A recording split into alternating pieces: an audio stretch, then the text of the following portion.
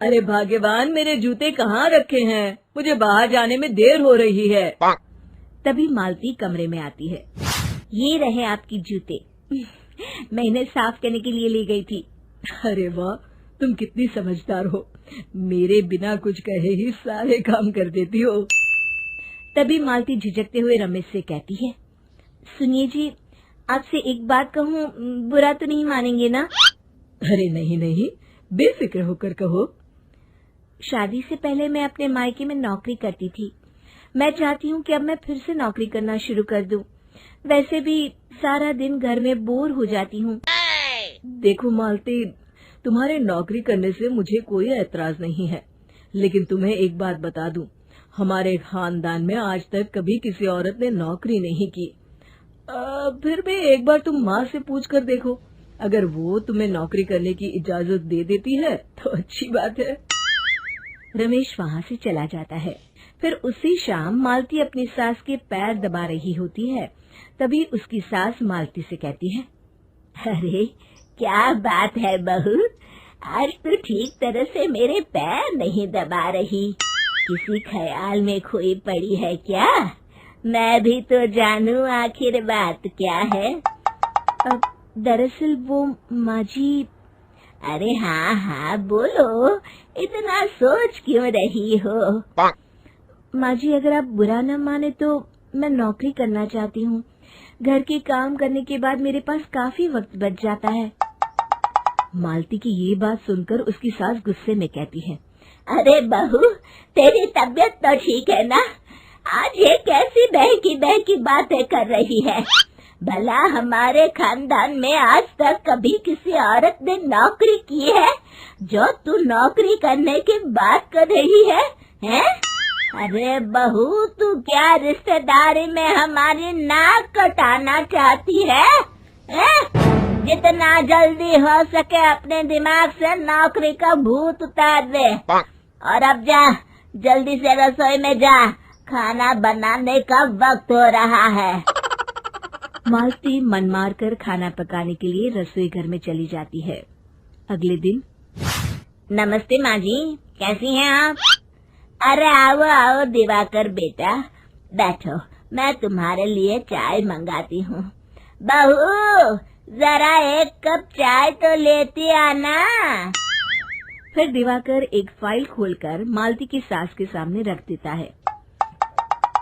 ये देखिए माँ जी, ये है पिछले महीने का हिसाब और ये रहे मुनाफे के रुपए। एक बार हिसाब देख लीजिए और इन कागजों पर अपने दस्तखत कर दीजिए। अरे दिवाकर बेटा, मैंने भला आज तक कभी तेरा हिसाब देखा है जो अब देखूंगी? ला बता, कहाँ दस्तखत करूं? तभी मालती चाय लेकर वहाँ आ जाती है और अपनी सास को बिना कागजातों को पढ़े इस तरह लापरवाही से दस्तखत करते हुए देखकर हैरान रह जाती है। अच्छा माँ जी, अब मैं चलता हूँ, फैक्ट्री में बहुत काम है। फिर दिवाकर वहाँ से चला जाता है। कुछ दिनों बाद मालती बाजार में कुछ सामान खरीद रही होती है। तभी एक बूढ़ा आदमी उसे आवाज देता है, अरे मालती बेटी, कैसी हो? मुझे पहचाना? मैं तुम्हारी कंपनी में मुनीम का काम करता हूँ। हाँ चाचा जी, मैं आपको बिल्कुल पहचानती हूँ। कहिए, कैसे हैं आप? मैं तो ठीक हूँ। कंपनी में कुछ भी ठीक नहीं चल रहा, यहाँ तक कि हमें ठीक वक्त पर तनख्वाह भी नहीं मिलती। ये आप क्या कह रहे हैं?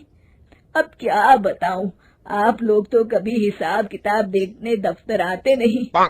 मेरी मानो तो एक बार आप लोग दफ्तर आकर सारा हिसाब किताब देख लो, आपको असलियत पता चल जाएगी। अच्छा बेटी, अब मैं चलता हूँ, देर हो रही है। फिर वो बूढ़ा वहाँ से चला जाता है। वहीं दूसरी तरफ मालती घर पहुंचकर अपनी सास को सारी बात बताती है। तभी वहाँ रमेश भी आ जाता है, लेकिन मालती की सास मालती की किसी भी बात पर विश्वास नहीं करती। तभी रमेश कहता है, अरे माँ, बिना आग के कभी धुआं नहीं उठता। जब मालती इतना कह रही है तो हमें एक बार दफ्तर चलकर देख लेना चाहिए। वैसे भी हम लोग काफी दिन से अपने दफ्तर नहीं गए हैं। इस तरह किसी एक आदमी के भरोसे काम छोड़ना मुझे भी ठीक नहीं लगता। अगले दिन वे सभी अपने दफ्तर पहुंचते हैं और सीधे दिवाकर के कैबिन में जाते हैं। अचानक सबको एक साथ देखकर दिवाकर चौंक जाता है। अरे माँ जी, आप सब लोग अचानक यहाँ कैसे आ गए? अगर कुछ काम था तो मुझे एक फोन कर दिया होता, मैं आपके घर आ जाता। तभी मालती की सास कहती है, अरे दिवाकर बेटा, आज मैं हिसाब देखने दफ्तर आई हूँ, जरा मुझे पिछले 6 महीनों का हिसाब दिखाना तो बेटा। दिवाकर घबराते हुए हिसाब की फाइल मालती की सास को देता है। मालती की सास फाइल लेकर मालती को देती है और कहती है, ले बहू, देख ले हिसाब। मालती फाइल को बड़े गौर से देखती है और अगले ही पल उसे सारी गड़बड़ी समझ में आ जाती है। वो अपनी सास से कहती है, माँ जी, मुनीम चाचा बिल्कुल सही कह रहे थे। हमारी कंपनी में पिछले 6 महीनों में जितना मुनाफा हुआ है, हमें उसका आधा पैसा भी नहीं मिला। यूँ समझ लीजिए कि 1 रुपये में सिर्फ चवन्नी ही हमारे हाथों में आई है। मालती की बातें सुनकर मालती की सास गुस्से से दिवाकर को पूछती है, क्यों दिवाकर, मेरी बहू जो कह रही है वो सच है? दिवाकर समझ जाता है आज उसका भांडा फूट चुका है। वो गिड़गिड़ाते हुए कहता है, मुझे माफ कर दीजिए माँ जी, मैं पैसों के लालच में अंधा हो गया था। अरे वाह दिवाकर, तू तो 1 नंबर का चोर निकला। इतने दिनों से मैं तुझ पर आंख बंद करके भरोसा करती रही और तू मुझे ही चुना लगाता रहा। अभी के अभी निकल यहाँ से और दोबारा अपनी शक्ल मत दिखाना। दिवाकर वहाँ से भाग जाता है। मालती की सास मालती को शाबाशी देते हुए कहती है, बहू, आज मैं समझ गई कि पढ़ाई लिखाई हमारी जिंदगी में कितनी जरूरी है। मैं बहुत किस्मत वाली हूँ जो मुझे तुझ जैसी बहू मिली है। शिक्षा, पढ़ाई लिखाई का इस्तेमाल सही जगह करके हम दुनिया में बहुत कुछ बदल सकते हैं।